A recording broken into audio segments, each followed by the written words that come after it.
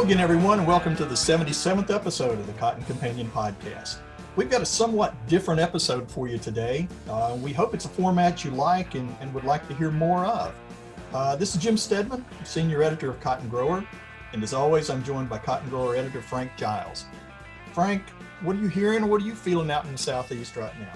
It's been hot and dry, at least in Georgia. I'm down here in Florida, and we've been getting those typical afternoon thunder showers every day. But I was speaking with Wes Briggs, our cotton consultant in South Georgia that participates in our crop scan reports, and just was speaking to him yesterday, and cotton is really suffering under the hot, dry weather there.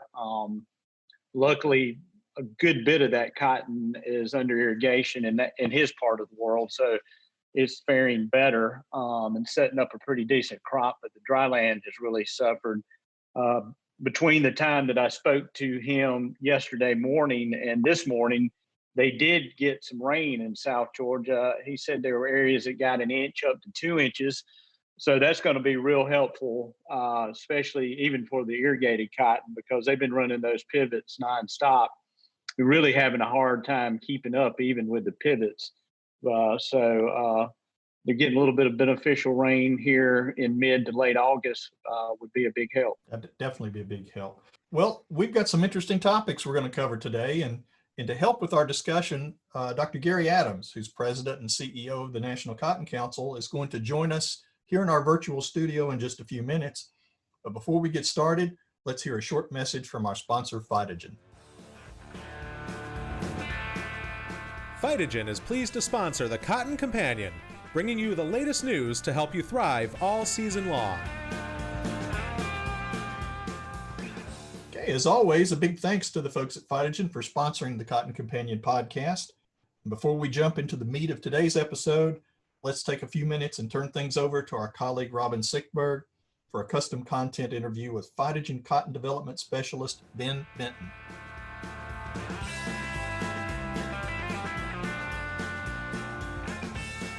Hello, I'm Robin Sittberg, Custom Content Editor for Meister Media Worldwide, publisher of Cotton Grower Magazine.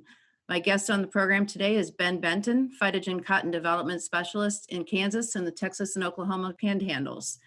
Thank you so much for being on the program, Ben. Thank you, Robin. Really glad to be here. Well, I've heard some good reports coming from Kansas this season, and that's your area. So tell us a little bit about the cotton acreage in Kansas. Kansas is a little newer on the cotton scene, if you will. And it's been around for 20 plus years up there, but only in 2016 they had less than 50,000 acres. And in a few short years, it's really grown to around 200,000 acres. If it hadn't surpassed that yet, it will very, very soon. It's been a good year so far. It started a little dry and had a little tough conditions out in southwest Kansas. South central Kansas has really had a pretty good year overall. So what varieties are you seeing from Phytogen that are performing well in Kansas this year? Well, when we look at Kansas, we kind of divide it into two fairly distinct regions. Southwest Kansas is dominated by irrigated cotton planted after corn and rotated with corn. So there's generally plenty of fertility and irrigation for cotton, not so much for corn, and that's why cotton's making such a nice rotational partner out there. We've got to manage that crop for earliness. It's higher elevation, and we don't have as long a growing season out there. So we got to plant as early as we can, have excellent seedling vigor. We don't have time to replant a crop out there, and the Phytogen varieties do an excellent job of that. And then we've got to get it finished up in September so we can still get some excellent quality out of it. Two varieties that work very well for this is our early varieties, Phytogen 210 and Phytogen 250 W3FE. Those are both protected from verticillium wilt and bacterial blight, of course, and have the enlist trait, which out there is defensive as much as it is offensive. There's a whole lot of 2,4-D that goes out on wheat pasture or wheat fields and things like that. And so that pulls it along there. In south central Kansas, they get more rain and it's lower elevation and there's just more heat units. It's a lot like central Oklahoma. So we can use early mid varieties a lot better out there. The first one I'd mention would be Phytogen 350, very broadly adapted. We use that all over the South Plains area. We use that a little further in central Kansas. And then as we move down to the Oklahoma border, the couple of tiers of counties there bordering Oklahoma, Phytogen 400 is really showing to be the yield champ in plots last year, and it's planted on a lot of acres this year, and it's really starting to dominate some acres out there. Works all the way across the cotton belt, and this is another area that it's really shining for us. Well, thanks for sharing those varieties. I hope growers take note of, which ones are doing well in their particular region. And, going into harvest soon, but it's never too early to start planning for next year, and knowing what varieties did well this year is a big part of that. So thanks again, Ben, and growers can get more information at phytogen.com. Thanks again, Robin.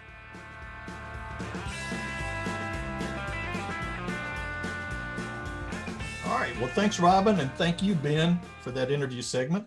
Frank, before we bring Gary Adams in, we've had 2 hurricanes impact the cotton belt since our last podcast, and we'd certainly be remiss if we didn't share our sadness over the damage that Hurricane Hannah brought to parts of coastal and South Texas. Initial reports that we've seen from Texas A&M AgriLife showed the area estimated cotton crop losses of 90 to 100% over nearly 140 acres in and around Cameron, Hidalgo, and Willacy counties, with some areas also receiving some pretty extensive flooding. And then a week later, here comes Hurricane Isaias working its way up the East Coast. And at one time it looked like it was bearing down on you, but you obviously shooed it away.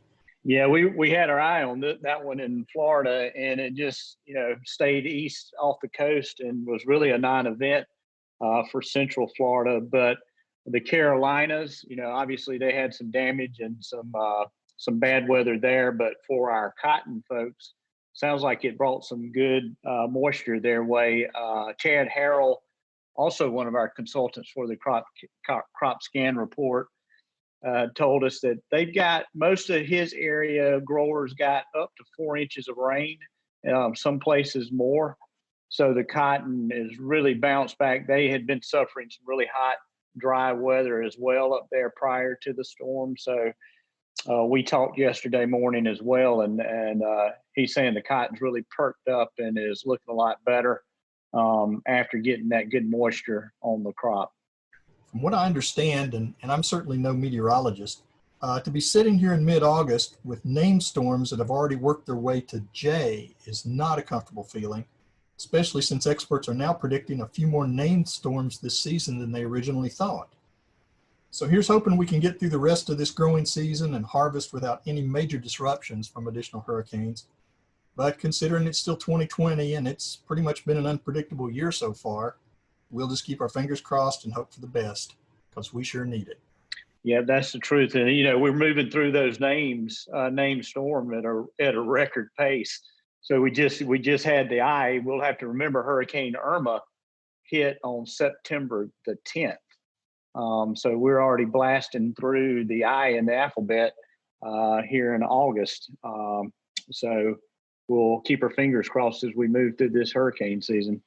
And now, as we mentioned earlier, we'd like to welcome Dr. Gary Adams, who's President and CEO of the National Cotton Council, to the virtual Cotton Companion studio.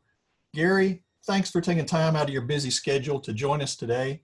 How have you and everyone at the council been doing since we moved home in March? And I understand you're back in your office, at least for right now, but how are things going? Well, well, thank you, Jim. It's a pleasure to be with you today. And they're busy. That's certainly for sure. There's no shortage of issues to talk about. You're right. It's although we're having to change how we get our business done, we went through kind of the stay-at-home time that was implemented by the Memphis local government. Now we're in a phased reopening, but even with that, we're still encouraging a lot of our employees to telework to the greatest extent possible and just continue regular communications via Zoom and conference calls. Well, obviously, despite the pandemic's best efforts, the business of cotton continues, and we've got to keep it moving. Today, I wanted to spend some time talking with you about the U.S. Cotton Trust Protocol that was announced and launched last year. Can you tell us about the program, why it was put in place, and why it is so important to our industry at this point? Absolutely. And the U.S. Cotton Trust Protocol is a new program we're launching, the cotton industry is launching. So it's a collaborative effort between National Cotton Council working with Cotton Incorporated, with staff at the Cotton Board and Cotton Council International. So all of us are involved in bringing this program to life. And really, it's a voluntary farm level program designed to drive continuous improvement. I think it gives us an opportunity to tell the sustainability story of U.S. cotton farmers. And I think the importance of why the program is needed is the fact that as we look at what's being asked of the brands and retailers, particularly from consumers and then from NGOs, we know they have to be much more careful in their sourcing. We know they're being asked about the products they source, how they're produced.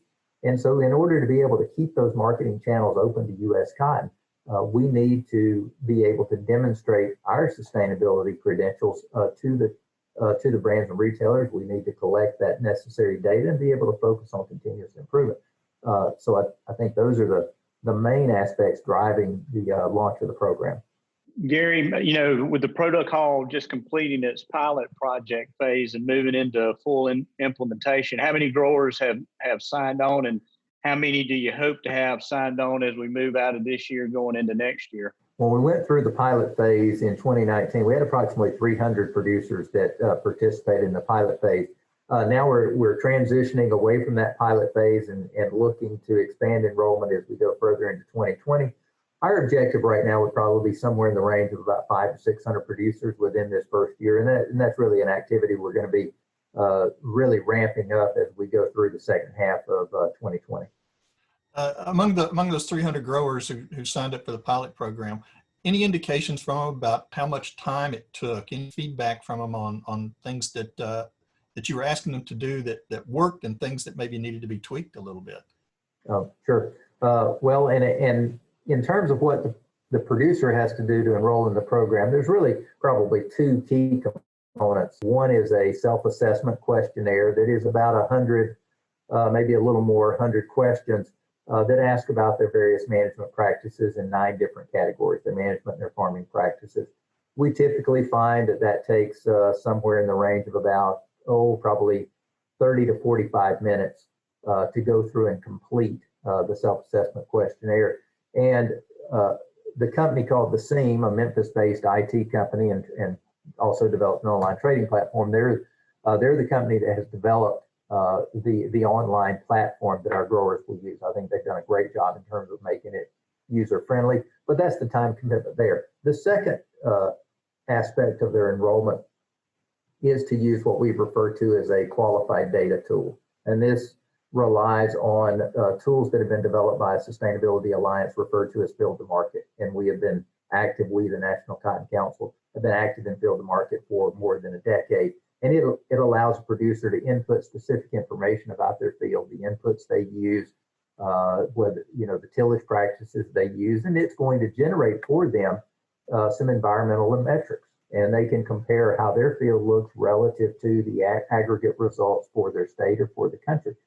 I think in terms of putting a field in, if they have the data handy, that probably takes about 30 minutes to move through and put the field in. So we hope that it is a relatively small time commitment, but it's not without some burden. And we do need, producers to be committed and certainly encourage their enrollment, because we think, one, we hope it can provide them some useful feedback so that they can see areas for continuous improvement. And they have a great track record of adopting technology and improving their resource efficiency, shrinking their environmental footprint. We believe this is going to give them some tools to continue to do that going forward.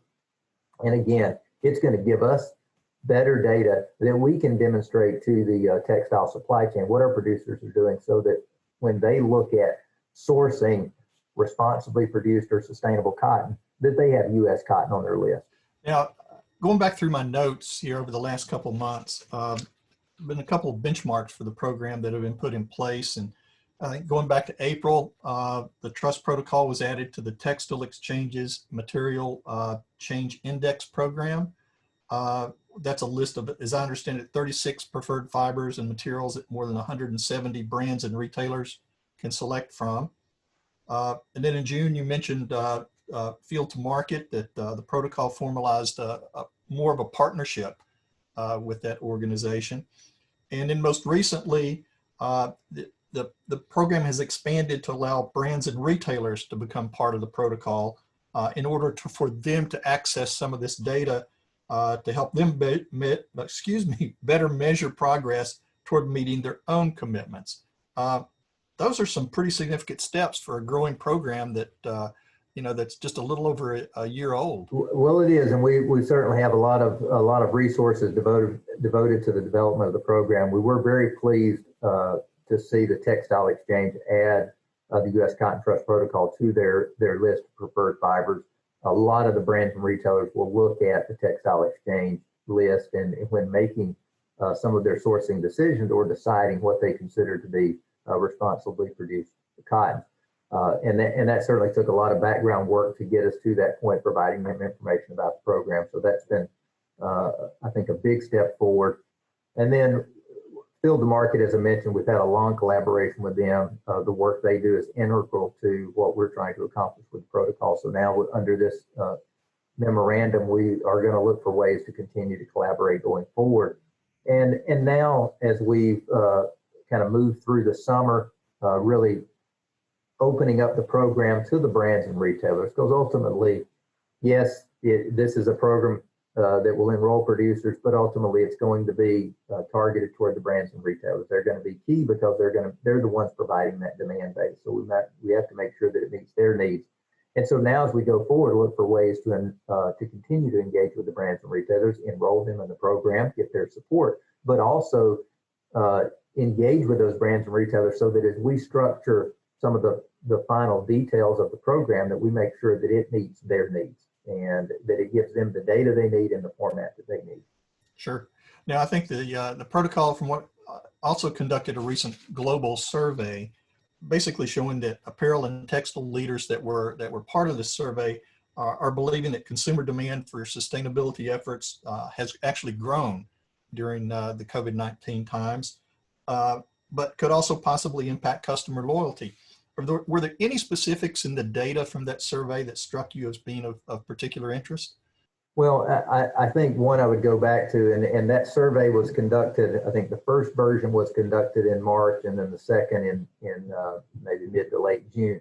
So we had about a 3-month window there between the two surveys being done. And we know over the course of the pandemic, there's been just tremendous financial pressure, economic pressure on a number of brands and retailers. And you can kind of go back through the news cycles and see the bankruptcies that have been declared. So this has certainly been devastating to retail demand and devastating to brands and retailers. Now, having said that, I think one thing that was interesting coming out of that survey is that a number of the brands and retailers that responded back in March and now responded in June actually indicated that they see sustainability being even more important coming out of the COVID pandemic than it was going in. And I think part of that just really reinforces their focus on the fact that they've got to be as efficient as they can with their resources. And I think the pandemic also has shown them that they need to make sure they understand what their supply chain looks like. Transparency in the supply chain is also critically important because, as we've seen, those supply chains can be disrupted by the pandemic when you have the closure. So understanding how to try to continue to keep those supply chains going is even more critical. Sure. What's next for the protocol as we move into the second half of this year? I think a couple of things, and we touched on a little bit. One is, continuing to engage with producers to enroll them in the program. That's going to be a key part, is to try to hopefully hit that target of 500 to 600 producers enrolled as we go out through the fall. The next thing will be to continue our efforts in raising the awareness within the textile supply chain. So continue to talk to the brands and retailers. And we understand we're coming into this in a challenging and uncertain economic environment. There's certainly no mystery about that. But I do think there's still that strong focus on sustainability. So we've got to continue to engage and educate them about what the program is and what it can provide to them. So that's our big focus as we go out over the course of this year. That's great. I want to shift gears just a little bit for maybe a quick look at some of the other topics that the council's been involved in. over the last few months, and in some cases even the last few years.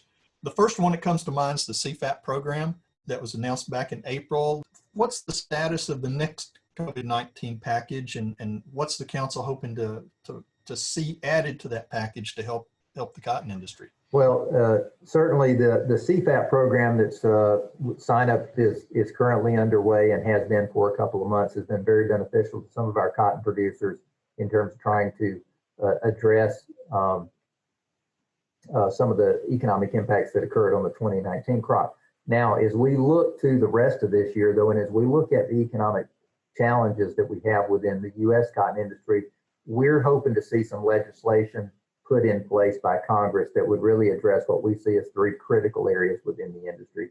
One is assistance for our U.S. textile manufacturers. I mean, they have been, you might say, the tip of the spear, and it particularly starts with that sharp decline in retail demand and those closures that we had at retail, in the retail outlets that really has backed things up in the supply chain. A number of our textile entities were essentially shut down through April and into May. And in fact, in the month of April, we were down, the amount of cotton they were consuming was down 90% from what it should have been. And even now, as they're starting to come back online, it's only up to maybe 40 to 50% of what a normal rate should be. So that's one, is to get them some critical assistance. The other area where we need to see some assistance is some help within the merchandising segment of the industry. And again, when we look at the slowdown in global demand and we consider the fact that USDA has cut about 20 million bales off their expectations of world demand from where we were in January, February to where we are now, that's led to an increase in stocks. You run into additional carrying costs, just the overall disruption that we're seeing in global demand. So that's the second area. And then finally, as we look at just the overall economic situation for producers, particularly going into the 2020 crop, hopefully we'll see some additional funding there that would allow USDA to provide some support to producers for the 2020 crop. So let's, put 2019 behind us and now try to focus on the coming year and the coming harvest. And that's really what the cotton industry hopes to see. We had some of that was built into the HEROES Act. Then, of course, we've got a proposal that was put forward in the Senate that was a little bit more general in nature, probably does not get us where we need to be on the merchandising side. It includes some processor language that could hopefully be beneficial to our textile manufacturers. But I say all of that is set up against a backdrop of just negotiations that do not appear to be moving forward at this current time. And that's what we're continuing to follow, is this the stalemate that we've had in negotiations. We hope they can come back to the negotiating table and make something happen as we move through August. But it looks like there's a lot of challenges there that are on issues bigger than the ag support. Well, Gary, we nearly had a pigweed or weed control disaster when the Ninth Circuit Court of Appeals vacated three key dicamba herbicides. I know the council came out strongly in favor of the EPA's ruling that allowed growers to use existing stocks that they had on hand. And I think by and large we're able to avert a disaster because of that. I know you guys will be active as the re-registration process gets underway for those herbicides going forward.